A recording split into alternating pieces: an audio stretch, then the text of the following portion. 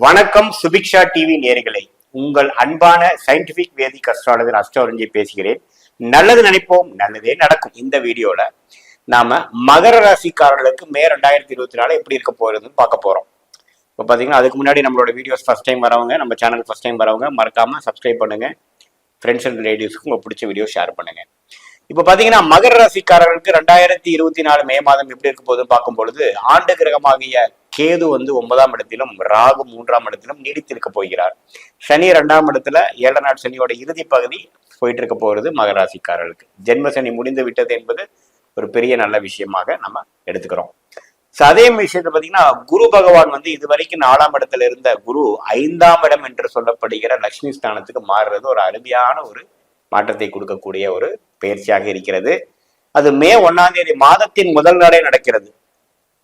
அடுத்த 2024-25 கொடுக்கக்கூடிய பலனின் ஆரம்ப கட்ட ஒரு நல்ல விஷயத்தை கொடுக்கக்கூடிய ஆரம்ப மாதமாக மே மாதம் கருதப்படுகிறது. மகர ராசிக்காரர்களுக்கு 5ஆம் இடத்துக்கு ஆகிய குரு என்ன பண்றாருன்னா ராசியை 9ஆம் பார்வையா பாக்குறார். அதே சமயத்துல 10ஆம் வீடுங்கிற தொழில் ஸ்தானத்தையும் பார்க்கிறார். அதே சமயத்துல என்ன பண்றார், அவரு 8ஆம் வீட்டையும் பார்க்கிறார். ஸோ இப்படி இருக்கக்கூடிய ஒரு அமைப்பு பார்த்தீங்கன்னா ஒரு நல்ல ஒரு அமைப்பு கொடுக்கக்கூடிய ஒரு விஷயமாக மகர ராசிக்காரர்களுக்கு உண்டு.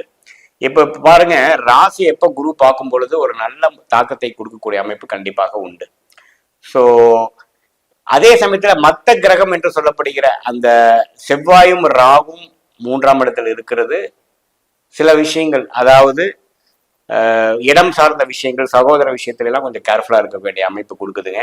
அதே சமயத்துல உங்களுக்கு சனி பகவான் 2ஆம் இடத்துல இருந்து ராசிதிபர் 2ஆம் இடத்துல இருக்கிறது எந்த விதத்திலையும் மாறுதல் கொடுக்க போறது இல்லை. அதே சமயத்தில் சுக்கிர பகவான் உங்களுடைய யோகம் ராஜயோகாதிபதி என்று சொல்லப்படுகிற சுக்கிரன் 4ஆம் இடத்திலிருந்து 5ஆம் இடத்துக்கு மே 19ஆம் தேதி போகிறார். அட்டமாதிபதியாகிய சூரியன் மே 14ஆம் தேதி மாறுகிறார்.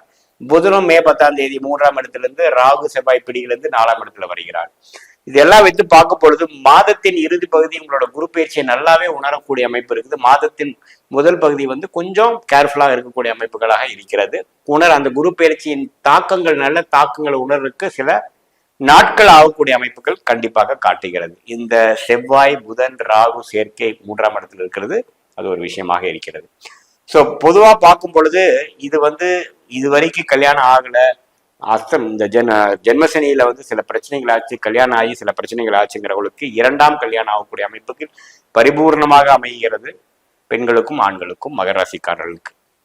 அதே சமயத்துல இதுவரைக்கும் சில சுப காரியங்கள் தடைகளா இருக்கிறது. சில விஷயங்கள் இப்ப வீடு கட்டிட்டு இருக்கோம், வீடு கிரக பிரவேசமே பண்ண முடியல, முடிக்க முடியலைங்கிறவங்களுக்கு எல்லாம் ஒரு நல்ல ஒரு குதூகலமான ஒரு சீக்கிரமா முடிஞ்சிருச்சு, மனம் சந்தோஷம் அடைகிறது. சில 1 வருஷம் 2 வருஷமா 2020 முயற்சி செஞ்சுட்டு இருக்கேன், இன்னும் முடியலைங்கிறதெல்லாம் நல்லாவே பரிபூர்ணமா முடியக்கூடிய அமைப்புகள் உண்டு. அஷ்டமசனி தாக்கத்துல இருக்கிறவங்களுக்கு எல்லாமே ஒரு மன நிறைவை கொடுக்கக்கூடிய அமைப்பாக இது உண்டுங்க. அதாவது சொன்ன ஜென்மசனி தாக்கத்தில் இருக்கிறவங்களுக்கு. ஸோ இப்போ என்னதான் 7 நாள் சனி முழுசா முடியலைனாலும் கண்டிப்பாக இந்த குரு பயிற்சி ஒரு நல்ல தாக்கத்தையும் நல்ல விஷயத்தையும் கொடுக்க போயிருது. 2024 மே மாதத்திலிருந்து 2025 ஏப்ரல் மாதம் வரைக்கும் நல்ல பலனை கொடுப்பதற்கு ஒரு ஆரம்ப கால மாதமாக இந்த மே மாதம் எடுத்துக்கொள்ளலாங்க. இப்போ பார்த்தீங்கன்னா குழந்தை பேரு எதிர்பார்த்துட்டு இருக்கிறவங்களுக்கும் பார்த்தீங்கன்னா குழந்தைகள் பேரு கிடைக்கக்கூடிய அமைப்பு இருக்கு. ஏன்னா 5ஆம் இடத்துல குரு வருகிறார். அதே சமயத்தில் சுக்கர் பகவான் 5ஆம் இடத்துல போய் அந்த விஷயத்தையும் 5ஆம் வீட்டு அதிபதி 5ஆம் வீட்டுல ஆட்சி வர்றதெல்லாம் பார்த்தீங்கன்னா இது மாதிரி நம்மளால ட்ரீட்மெண்ட் எடுத்து ஒரு விஷயம் நடக்கலைங்கிறதுக்கெல்லாம் ஒரு பிளசன்ட் சர்ப்ரைஸா வரக்கூடிய அமைப்புகள் கண்டிப்பாக மகர ராசிக்காரர்களுக்கு உண்டு. இது ஒரு பொற்காலம்னே சொல்லலாம்.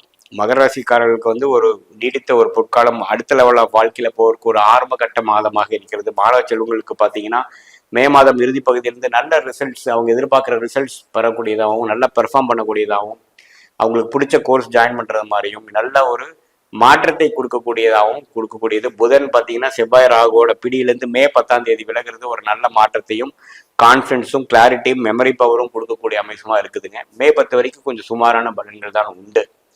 ஸோ எல்லாமே வச்சு பார்க்கும் பொழுது மகர ராசிக்காரர்களுக்கு ஒரு அருமையான ஒரு ஃபியூச்சரை கொடுக்கக்கூடிய ஒரு காலகட்டத்துக்கு ஒரு ஃபவுண்டேஷன் கொடுக்கக்கூடிய ஒரு ஆரம்ப கட்ட மாதமாக இந்த மே 2024 அமைகிறது என்பதுதான் நம்ம தெரிந்து கொள்ள வேண்டும். இப்ப பாத்தீங்கன்னா இதுவரைக்கும் நம்ம பார்த்துட்டு இருந்த பலன்லாம் பொது பலன்கள், அதாவது கோச்சாரத்துல ஆண்டு கிரகமாகிய ராகு கேது குரு சனி எப்படி இருக்கிறாங்கன்னு பொறுத்தும் மாத கிரகங்கள் என்று சொல்லப்படுகிற சுக்கிரன், புதன், செவ்வாய், இது மாதிரி கிரகங்கள், சூரியன்ல எப்படி இருக்கிறாங்கிற பொறுத்து தான் நம்ம கோச்சாரத்துல பலன் எடுக்கிறோம். பட் உண்மையான விஷயம் பாத்தீங்கன்னா, உங்களுடைய ஜென்ம ஜாதகத்துல உங்களுக்கு கிரகங்கள் எப்படி இருக்குது, நீங்க என்ன லக்னம், எந்த சாரத்துல எந்த நட்சத்திரத்துல ஒரு கிரகம் இருக்குது, ஆட்சி உச்சங்கள் எப்படி இருக்கிறது, தசாபுக்திகள் எப்படி போயிட்டு இருக்குது, இப்போ கரண்ட்ல என்ன தசாபுக்திகள் நடப்புல இருக்குதுங்கிற பொறுத்து தான் துல்லியமான பலன்கள் எடுத்து இந்த கோச்சார பலன்களும் இந்த தசாபுக்திகளும் மிக்ஸ் பண்ணி பார்க்கணும். ஒரு 80% பாத்தீங்கன்னா உங்களுடைய தசாபுக்திகள் பலன் கொடுத்து அதுக்கு சப்போர்ட்டிங் ஃபேக்டராக இந்த கோச்சார பலன்கள் நம்ம எடுத்துக்கணும். அதுதான் கரெக்டான துல்லியமான பலன் எடுக்கக்கூடிய ஒரு அணுகுமுறை. ஸோ நம்ம எதுக்கு இது பார்க்குறோம் அப்படின்னு பார்த்தீங்கன்னா, பொதுவாக இப்போ இருக்கக்கூடிய இந்த மாத காலத்துக்கு எப்படி உங்களோட அமைப்புகள் இருக்கு, சாதகமாக இருக்கிறதா சாதகம் இல்லாமல் இருக்கிறதான்னு பார்க்குறோம். உங்களுக்கு சாதகமான தசாபுக்திகள் போறப்போ நல்ல பலன்கள், நான் சொல்லக்கூடிய பலன்கள் கொஞ்சம் தூக்கலாகவும், சாதகமற்ற தசாபுக்திகள் போகும்பொழுது நான் சொன்ன சாதகமற்ற பலன்கள் கொஞ்சம் அதிகமாகவும் சாதகமான பலன்கள் குறைவாகவும் இருக்கும் என்பதை நீங்கள் அறிந்து கொள்ள வேண்டும். மீண்டும் மற்றொரு காணொலியில் சந்திப்போம். நன்றி, வணக்கம்.